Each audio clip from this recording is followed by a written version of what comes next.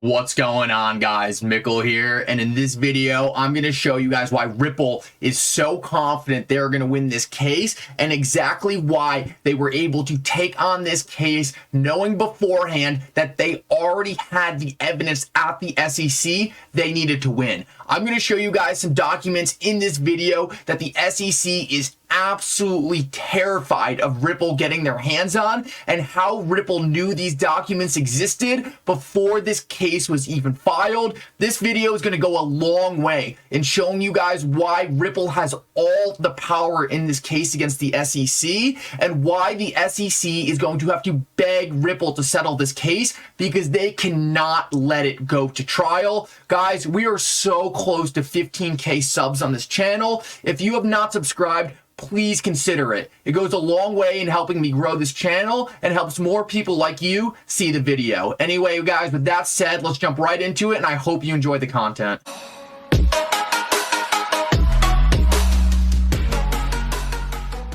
I wanted to start this video off and just give a massive thank you to all my OG subscribers and everyone who supported me from the beginning. I know this channel definitely lacks in technical ability, but just know, despite the fact that I'm new to YouTube, I'm doing everything I can to improve this. I just ordered new audio equipment, new editing equipment, and I think it's going to go a long way in increasing the quality of content on this channel. But for now, I just want to say thank you so much to everyone who helped me get to this point, and I'm going to do everything I can to keep making these videos better and better. I'm only here because of you guys, so thank you so much, and let's jump right into it. One thing that I feel like definitely gets lost in the fact that this case has been going on for over a year now is how confident Ripple was that they were going to be on the right side of this from the beginning. We need to remember that Ripple had the option to settle this, but they chose to fight the case because they knew the facts were on their side. What I want to show you guys is exactly how Ripple knew the facts were on their side and how they knew they were going to be able to get the documents they needed from the SEC to prove their case to the court. Well, right here, and I've always thought this was an extremely interesting quote by Mary Jo White, the head of litigation at the SEC and a former SEC chair. She said, "There's no way to sugarcoat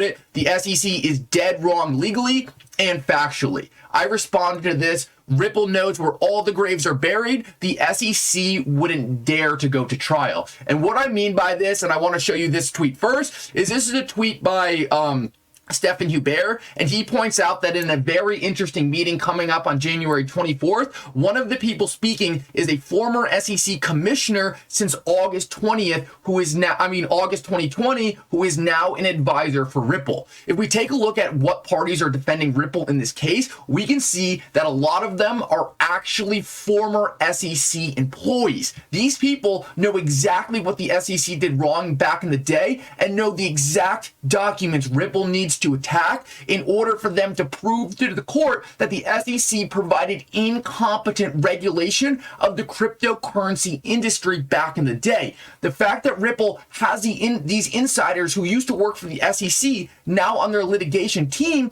proves why Ripple is so confident that they have the ability to win the case. They have all the former people who are working at the SEC telling them, if you get this, this, and this, woohoo, and we know this is there because we used to work there, you will be able to prove to the court that the SEC had no idea what it was doing this entire time. This is why we need to remain so confident in Ripple, because the fact of the matter is they have insiders who have been telling them from the start, who worked at the SEC, the very agency that is attacking them, that the SEC is on the wrong side of this factually and will not be able to win this case when it comes down to the courts. One document we know that the SEC is terrified of letting get out there is their legal analysis of XRP back in 2018. If we take a look at this privilege log that the SEC provided to the court, essentially saying what documents they definitely didn't want Ripple to get, we can see that the only document that had all three of these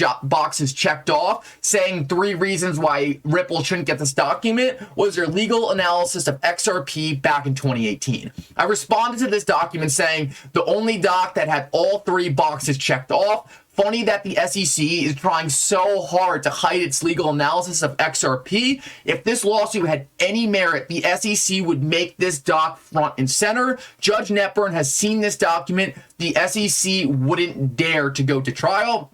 And the crazy thing about this is, back in 2018, the SEC clearly had a document outlining whether or not XRP was security or not. What they are doing right here is trying to hide this document from the court because they understand this document likely says that they had no idea if XRP was a security or not, and therefore they are doing everything in their power to try to prevent Ripple from getting this document. Well, this just perfectly illustrates the fact that the SEC's entire lawsuit against Ripple had no merit to start with. They're literally suing Ripple based on the fact that they believe Ripple should have known that XRP was a security, even though their own agency hadn't yet decided that it was a security. And these are the exact documents that I was talking about earlier when I say that Ripple knows where all the graves are buried. We understand these people who used to work for the SEC are now working for Ripple, and they know exactly what this document says. And that is why Ripple chose to fight this lawsuit rather than surrendering. They know the evidence is there to prove their case, and it's because they have insiders who are telling them it was there.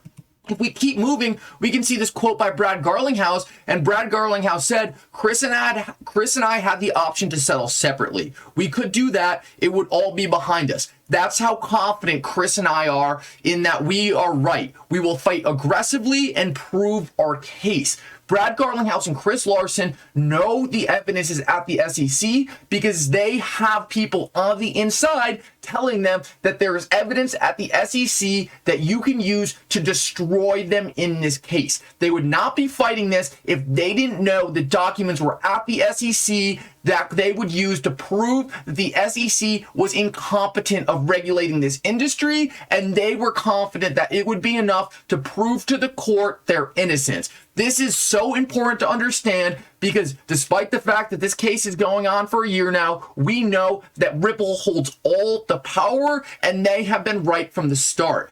One thing that is absolutely hilarious about this entire case is despite the fact that Ripple has these insiders who used to work at the SEC and are now working for them and allowed them to dig up a lot of this evidence and told them what was happening behind the scenes, purely from a retail perspective, the common person, me and you, could see that this case was on its face flat out absurd. If we take a look right here, we can see that from the beginning, the SEC has been directly lying to our faces. Chairman Jay Clayton testimony on the oversight of the U.S. Securities and Exchange Commission, and this is a testimony in front of Congress, specifically says that Bill Hinman outlined the approach of the SEC staff to take and evaluate whether a digital asset is a security. So we can see right here, the SEC is saying Bill Hinman outlined an approach for the SEC staff. What this sounds like to me and every other person who is a market participant is that Bill Hinman, whatever they're talking about right here, made a statement that the SEC should use to help provide guidance on whether a digital asset is a security. I think that is pretty evident based on the quote that Jay Clayton, an SEC commissioner, says. So let's take a look at what this document was that he was talking about, because we can see that it's directly referenced right here as number 28. Well, number 28 is actually William Hinman's free pass speech, in which he claimed that based on Ethereum's status in the market, it will not be regulated as a security by the SEC. This document in testimony is directly on the SEC's website, and if we click on it, we see that on their own website, they are taking credit for the Ethereum free pass speech given by Bill Hinman. Yet, despite all of this, we can see that currently in the Ripple SEC case, the SEC is saying it has not taken any official position. There was no action that it took to say Bitcoin is not a security, Ethereum's not a security. So we can see right here, the SEC on its own website has evidence contradicting their current case against Ripple and the SEC. The SEC is an absolute mess right now, and they cannot even keep the evidence that is going to destroy their own case off their own website. It shows how unconfident the SEC is in their own case, because through this entire thing, rather than providing clear-cut evidence on why their position is right, they've been going through this entire case using lie after lie to try to get them out of each problem.